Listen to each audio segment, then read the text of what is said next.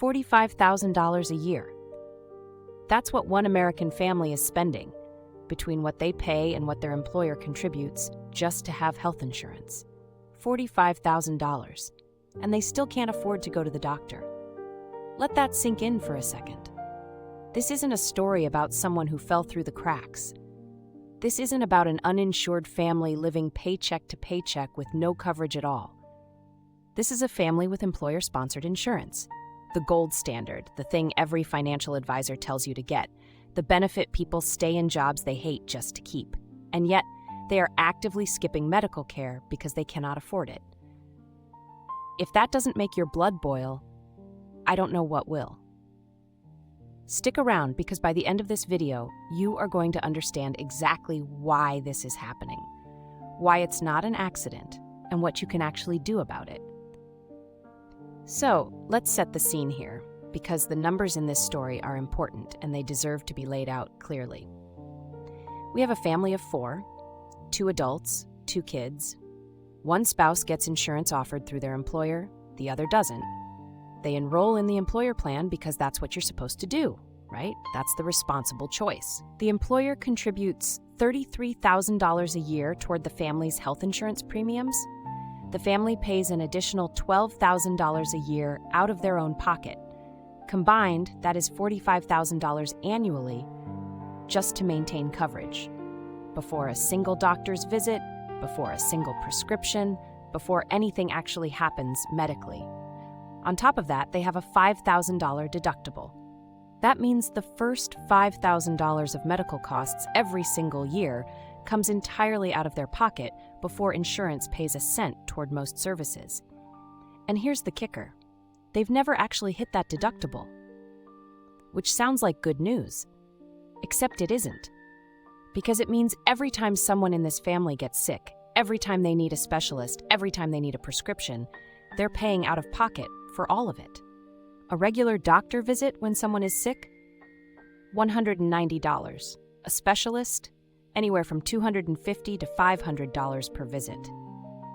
Their child is legally required by law, to attend monthly medication management appointments for a prescription they're on. Those appointments? $150 each, and they last about 5 minutes. The medication itself is another $50 a month. So just for that one child's ongoing care, they're looking at over $2,400 a year in out-of-pocket costs alone.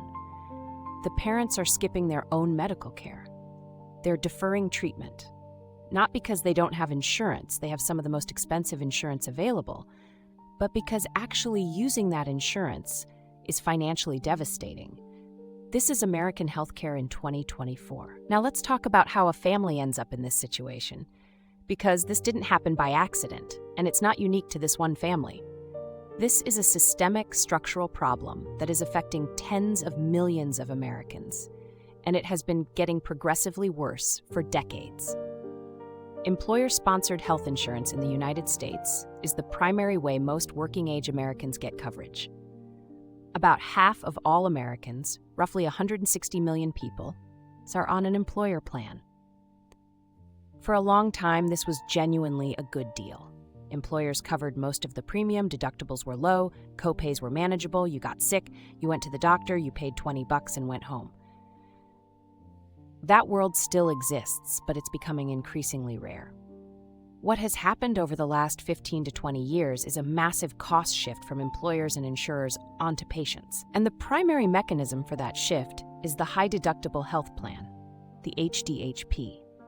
These plans exploded in popularity after the Affordable Care Act created health savings accounts and incentivized their use.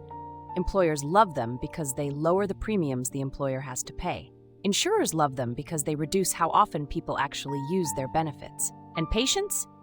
Patients get stuck with enormous out-of-pocket costs and learn very quickly that having insurance and being able to afford healthcare are two completely different things. The family in our story almost certainly has one of these high-deductible plans.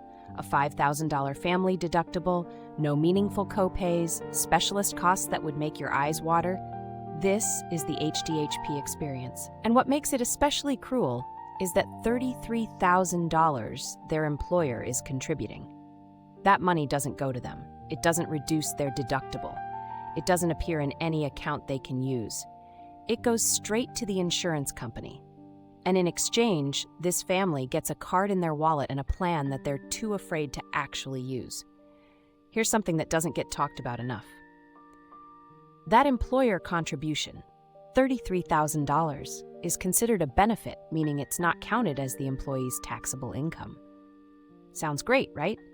Except what it really means is that employees have very little visibility into what their employer is paying, very little leverage to negotiate, and very little ability to opt out and find something better.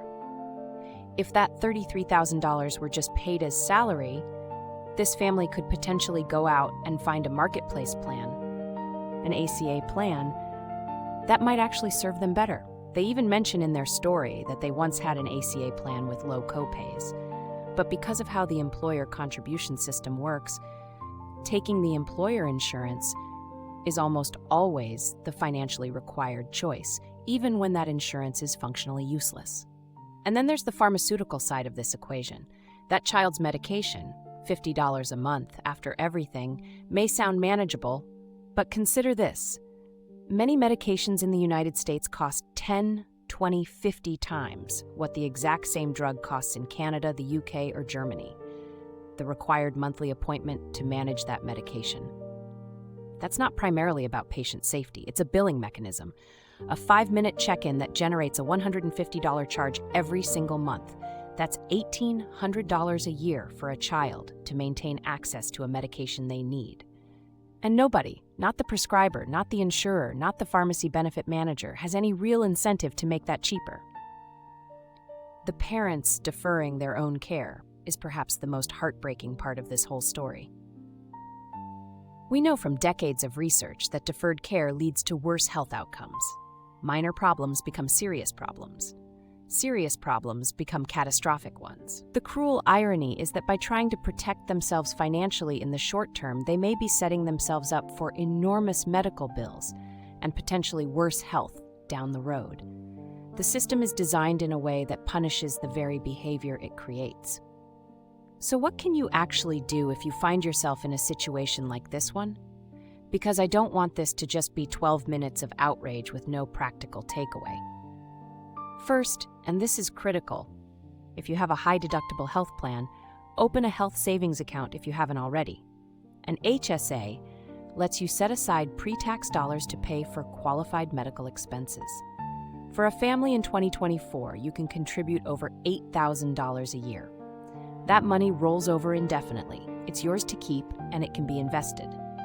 It doesn't fix the underlying problem, but it at least means you're using pre-tax money when you're paying those out-of-pocket costs, which softens the blow. Second, look into direct primary care for your regular doctor visits. Direct primary care, or DPC, is a membership model where you pay a flat monthly fee, often somewhere between $50 and $150 per month for a family, and get unlimited access to a primary care physician. No insurance billing, no surprise charges. For a family that's paying $190 every time someone gets a sniffle, this could be a significant cost saver. Third, for prescriptions, use GoodRx, Cost Plus drugs, or check Canadian pharmacy options for medications your family takes regularly. Insurance is often not the cheapest way to pay for drugs. This is especially true for generic medications. Sometimes you're better off paying cash with a discount program than running it through your insurance. Fourth, before any non-emergency medical appointment, call the provider and ask what the self-pay rate is. Many providers have a significantly lower cash price than what they bill insurance. This sounds backwards, but the insurance billing system is so inflated that cash prices are often cheaper than your deductible-era out-of-pocket costs. And fifth, and this is the big picture one, get involved. This problem will not solve itself. Contact your representatives, support organizations that are pushing for pharmaceutical price reform, insurance regulation, and healthcare transparency. The reason this system exists is because enormously profitable industries have enormous lobbying power. The only counterweight to that is an informed, engaged public. If this story sounds familiar, if you found yourself skipping doctor's appointments, rationing medications, or staring at an EOB from your insurer wondering what you're even paying for, you are not alone. This is happening to millions of families across the country right now. Some of them have great jobs, good salaries, and insurance that looks impressive on paper and does almost nothing in practice. Share this video with someone who needs to hear it. And if you want more content that breaks down exactly how the health insurance industry works, what your rights are, and how to protect yourself and your family, hit subscribe. We put out new videos every week, and this is just the beginning of the conversation.